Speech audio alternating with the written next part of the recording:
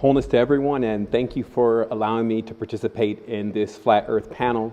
It's quite an amazing time. I got a chance to get in last night and give some brief information, but today I'm definitely ready to present some information about the condition of Earth, where we are, what it's shaped like, the dimensions, etc., to hopefully give more clarity on the subject. And I first wanted to say, giving big thanks to the Lightning in a Bottle team for making this all possible. Dream Rockwell, the sound guys, and all the people who put this together, the generators, the producers, the capacitors, and all the different components that are necessary for something of this magnitude to be possible. So I want to give thanks for that and let you know that this is extremely special to me in order to be a part of such a major event.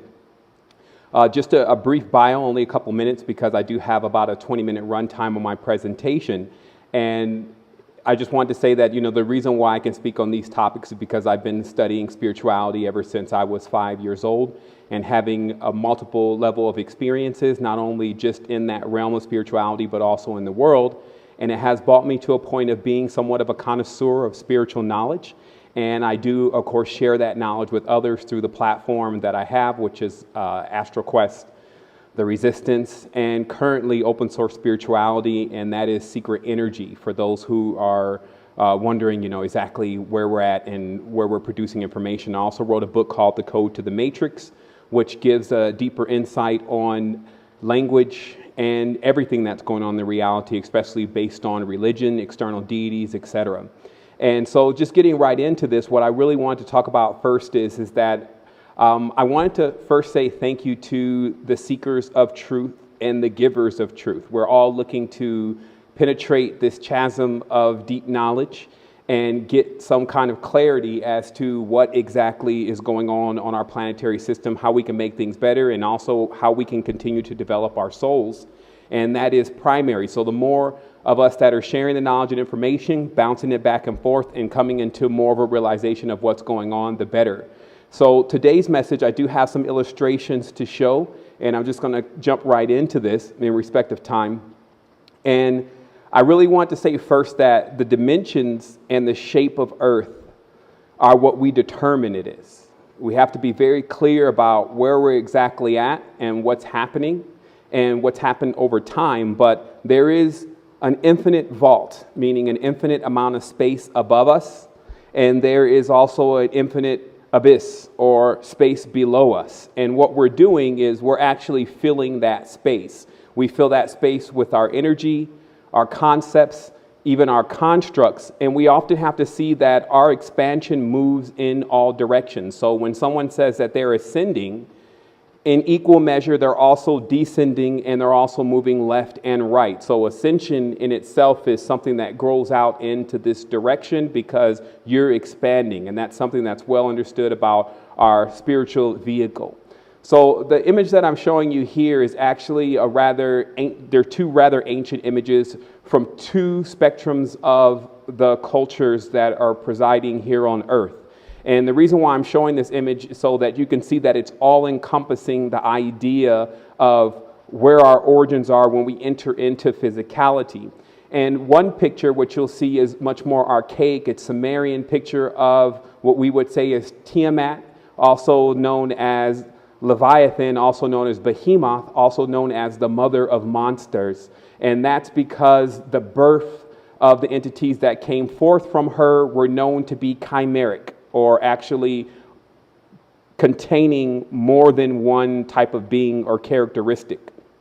And these now come out to us as the zodiac signs. It comes out to us as even gods or deities that sometimes request to be worshipped. It comes out to us as archons, but their origins were with the mother, and our origins are with the mother. So that's an important thing to remember. You're also seeing a rather old statue of Gaelic tradition of the same kind of image of a mother that is clearly aquatic and from the ocean, and known as also the aquatic or mother goddess.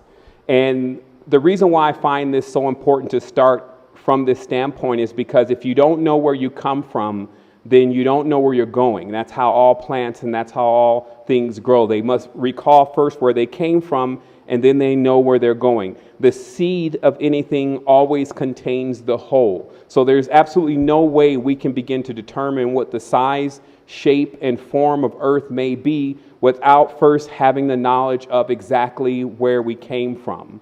And as that knowledge continues, you'll see it pass across traditions. This is actually another elder tradition in Kemet. This is Ma'at, and this is the actual emission of the planet, what's on the planet. So once again, you see what's being depicted is a womb and everything being encompassed inside of that womb. So the first thing that I would really like to bring forth for all of us to understand is that we are inside of something and on top of something that is very much alive. We talk about it all the time, Mother Earth. We see trees grow out of it. We sustain ourselves from it. But often it skips our consciousness that this is actually alive and it is a living being. And in many cases, when you study the ancient traditions, which I've not only studied, but also been able to journey through my projections of the astral eye and also through my chakra centers, you'll begin to witness an archaic connection with this mother goddess, which is actually what we're on. Now, I would like to first introduce something that is often skipped within the presentations about the goddess. And we'll run this picture back one more time. And that's, we refer to it as a goddess because primarily it's feminine, but it does have a masculine component. Even men have a feminine component. We have a positive, a negative, and a neutral side to our body. And in physicality, we only appear as what we're partial to the most. So if you're partial to one pole, you'll come out as male. You're partial to another pole, you'll come out as female. And if you ever come in completely balanced, you'll actually come into the reality as a hermaphrodite, which we actually don't see that much anymore because there's a 23.5 degree tilt on the earth that actually governs why most people use their right hand opposed to their left. So what you see here is you see also this birthing taking place, because some may ask, well, how did this mother birth these children? And when you study this from an archaic level, even the Parthenon, you see that women, as we would call them, could become pregnant without the actual external male component. That's also referred to as parthenogenesis. You can look it up. It's mainly present within the reptilian species. And this is also why you see that the mother has the termination of reptilian legs, or which could be considered as scales or fish legs. And for anybody that's thinking about it, yes, this is also what's now come to us as the Starbucks symbol. Now, this image here is actually showing you across time how the image of the mother goddess has actually morphed through time from indigenous cultures. And if you notice the chart to the top left, you'll see that the symbol in itself is that of an anchor. That our modern anchor, and the shape of that anchor, is actually modeled after the goddess. And the reason is the mother goddess, or the mothership.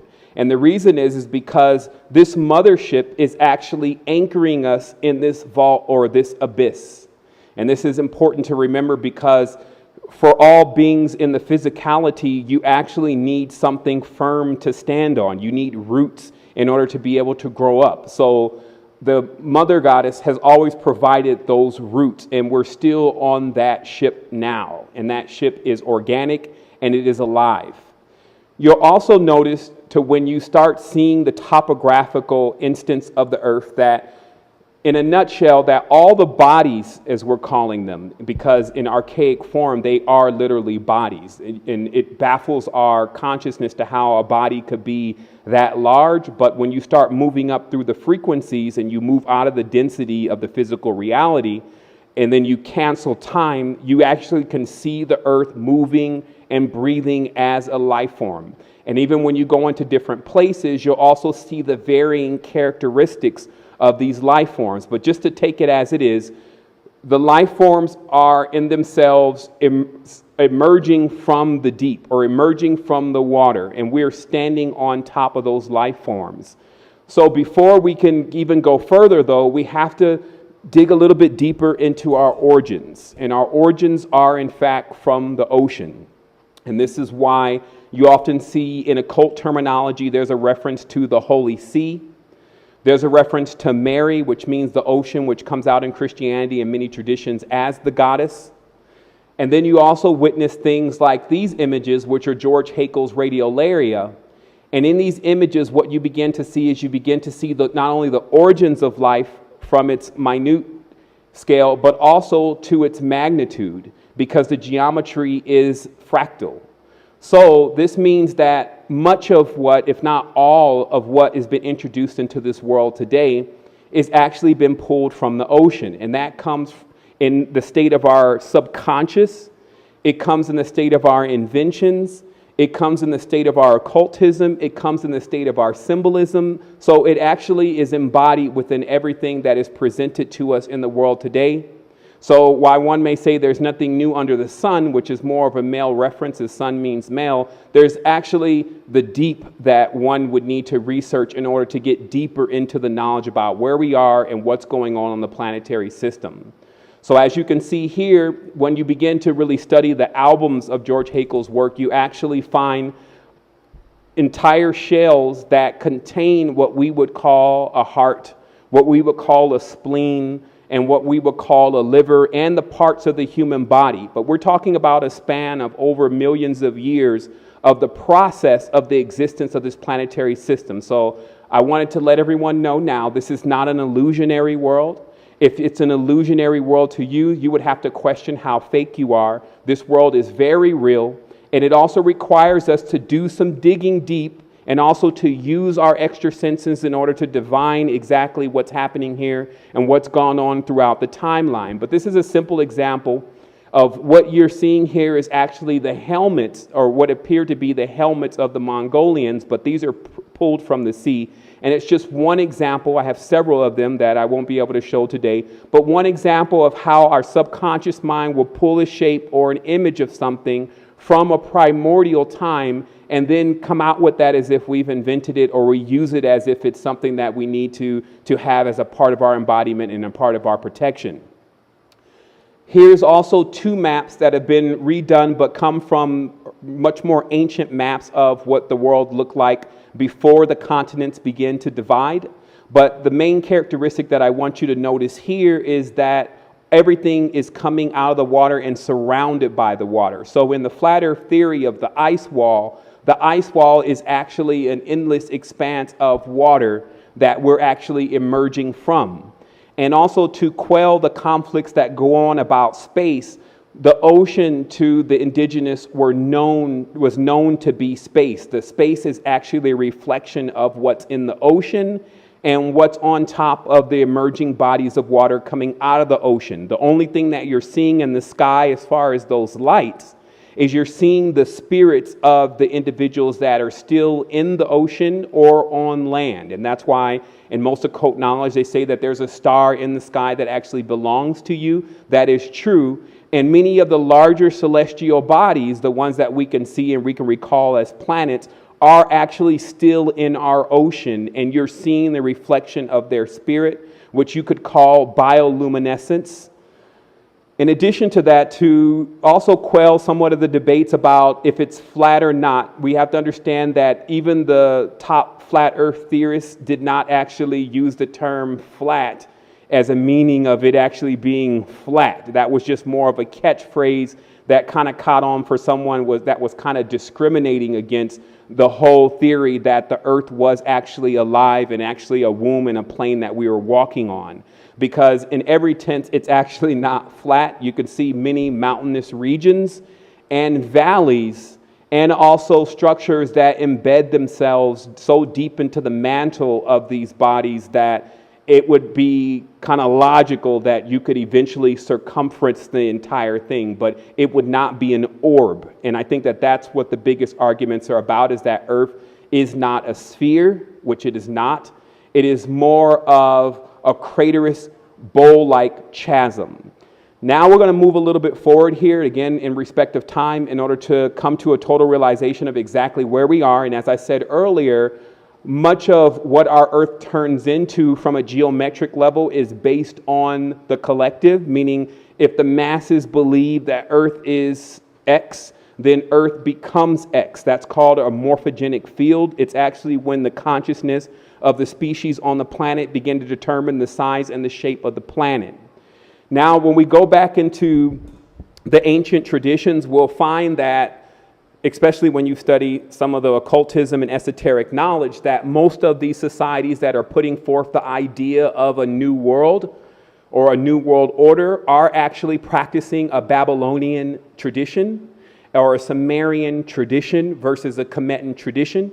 So it becomes very important for us to look at, in a sense, the Babylonian or Sumerian concepts of what the world is actually looking like, because that has been embedded into the consciousness of everyone. So that's actually the reality that most people are living in until they choose to rise off the plane that they're on. So a big part of this, though, that I wanted to mention is that the reason why flat earth becomes so life-changing for many people is because it challenges the very construct in which you're walking on, the foundation. And once a person begins to be somewhat unsure about their foundation, then they gain the ability to begin to, how can I put it? They gain the ability to begin to restructure everything. And this is sometimes referred to as the destroyer. So now the foundation is destroyed. You don't believe even the earth that you're standing on is the shape that they depict it as. And this is perfect for starting to unseat many of the concepts such as external gods and vaccinations and all those things. So we could see that the flat earth theory has actually been rather instrumental to many people in their expansion. So there's no argument about that. The next step of this, however, is to go back into the ancient knowledge in order to realize what exactly is going on. Now, what you see to what I believe would be the left of your screen, which looks like a dome that's cut in half, and a pyramid, a ziggurat, rising from sea level all the way up 7 steps, okay? And then if you notice, there's an inverted pyramid below that, descending into the underworld, and that is actually referred to as the underworld. So according to Babylonian theology and spiritualism, which again, we're still living in now, that the world was divided into 7 planes. This is also why we have 7 days of the week, 7 primary planets or 6 primary planets, a moon, etc., because each of these planes actually represent a state of consciousness. These are the arcs or the archons that we're choosing to use to develop the most sentient life forms on the planet, or could be perceived as the sentient life forms on the planet. Because one of the major things that you read about in the Sumerian and Babylonian literature is that they're actually attempting to civilize and tame Earth. And in fact, it appears that there was a great conflict between the mother goddess and the Sumerian traditions, which are actually written in the Sumerian text, where Earth, as we know it, was actually disabled, and parts of that earth were used as the bodies that we're standing on now. Now, again, you would need to go deep into your theism and occultism and your esoteric knowledge and your meditations in order to divine this type of information. But the next thing that you'll start to realize is that if it's true, you will have a blueprint, meaning you will have a correspondence to what is supposed to be true, because it will redundify everywhere in the status of as above, so below. So what you're looking at here also in the middle is the spectrum. This is what we would call the rainbow bridge. This is what we would call the races of people, or the different types of people in the world, including the animals. And as you see that there are concentric lines, just like the Isles of Atlantis, concentric lines that actually mark the barriers between one existence and another. The truth is that what creates the buffer between one realm and another is actually the marriages that take place between those two, in this case, colors. But you do have a clear demarcation between one dimension and another. And for anyone who's gone through a massive spiritual experience, you'll find that you kind of raise off of Earth or the Earth plane. You lose this body per se, but you gain the use of another body that is also shrouded around you, that is made of a less denser form, and then you're able to go through other spaces. So that's actually what you're seeing all the way on the right, is a diagram that was put together about how those concentric circles determine the development of the spheres that are around your body, in which we call the aura. In addition to that, you can see that the Babylonian or Sumerian concept was still the same as the earth and the ocean being a reflection of the cosmos. You're seeing that in the picture off to the right, to where below there's actually the 7 aisles of the Sumerians, which again gives us the 7 gods, 7 days of the week, etc. And then you're seeing the mirror or the reflection or the correspondence being mimicked in the heavens, which again gives us the term as above, so below, in the heavens, also on earth. But another thing that I want you to see here, because this is going to start to solidify more and more that this is in fact going on and this is in fact true, is that if you notice that the base pillar of this ziggurat, which is also known as the black pillar, corresponds to Saturn in the Sumerian tradition. And the interesting thing that was discovered about Saturn, and we'll come back to this image later, but that the poles actually are of a hexagonal nature, and that's over there on the right. And that hexagon, of course, gives us the cube. So what you then can divine, if you're following along, is that this base pillar is also known as the cube. And this cube is in many tenses what the indigenous used to refer to when they would draw diagrams like this. This is, of course, the ancient Oriental depiction of Earth and the cosmos all as one, not as separate. And then another depiction of Oriental depiction of the Earth, again, as a square having 4 corners. And then again, we get here the Aztecs emulating the same 4 corners. And then even the most popular image of the flat earth theory, there being 4 corners. And this is somewhat of a metaphor that has been taken rather literal and needs to be blown up, because in a 2-dimensional aspect, the earth would then be flat. But in a 3-dimensional aspect, then it would be a cube. And that's what's referred to in societies as the square, and standing on the square. And also the 4 elements that are around the tips of the square are actually known as the 4 elements. And those elements were used in order to create the actual forces that you're seeing on the earth.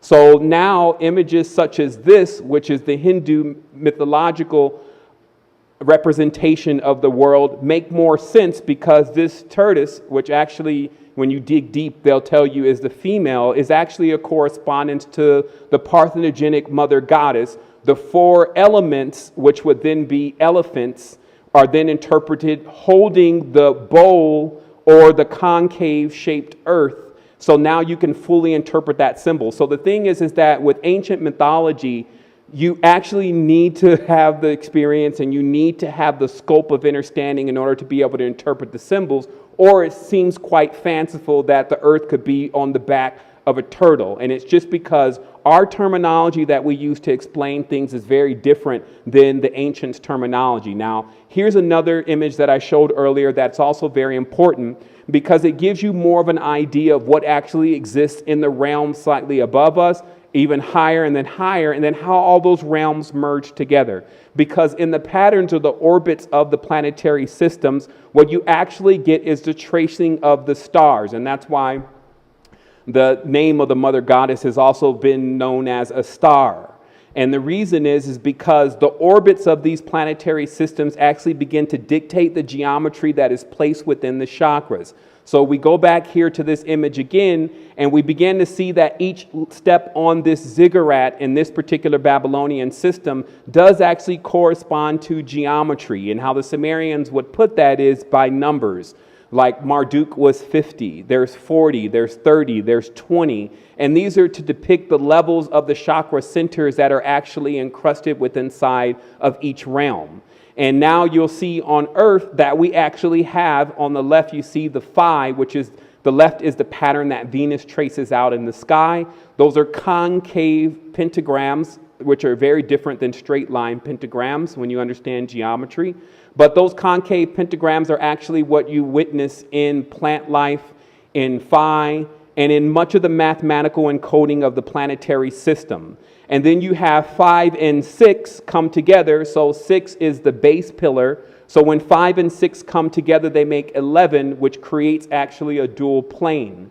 So what you're actually witnessing here is the terminology phi, which is also fighting. It's also conflict, because phi replicates itself based on conflict. And then you have 6, which is also sex, which is known to be what is taboo on the planet because it's the reproductive cycle. So when 5 and 6 get together, then there is a birth of what would be 11. So this is how the planetary systems, and we're just using soft numbers here, nothing's in stone, but this is how the planetary systems develop the life forms that live upon it and crossbreed through marriages the unique life forms that we see around us now. So this, of course, is archaic. It takes place over millions of years. And obviously the knowledge of this, as I spoke about yesterday, has already been uncovered by the Royal Societies and the Enlightenment era that took place over 180 years ago, in which the knowledge that was sequestered from that system, which of course a part of it was George Haeckel's radiolaria,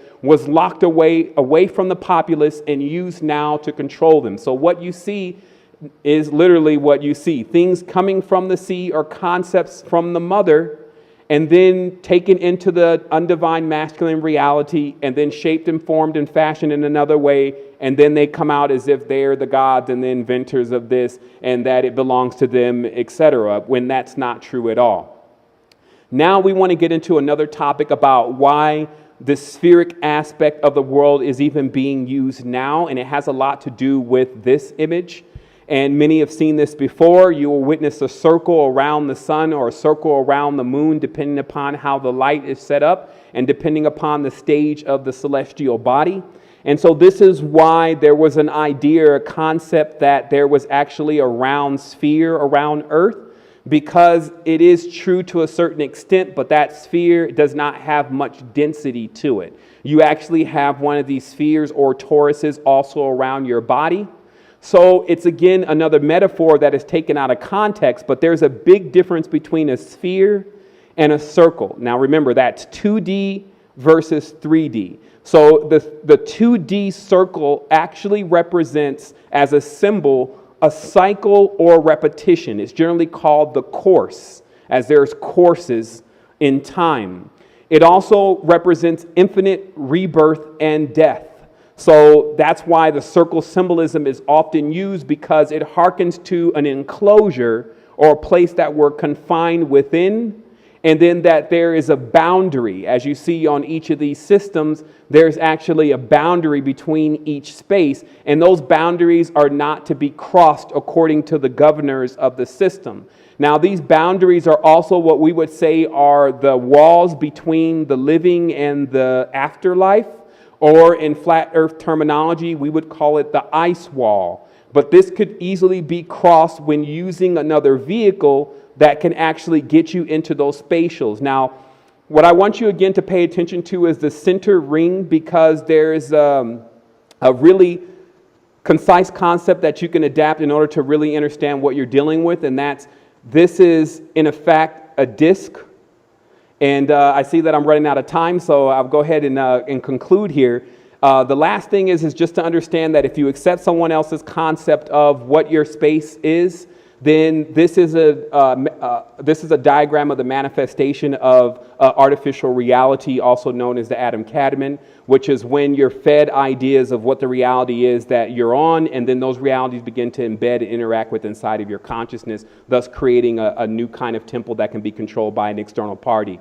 The origins are with the mother, and I urge those to study this more, to tune into what we have, secretenergy.com, if you would like for more information. And thank you for having me on once again. It's been an amazing time, and I'll be looking forward to my presentation tomorrow, which will be about symbolisms.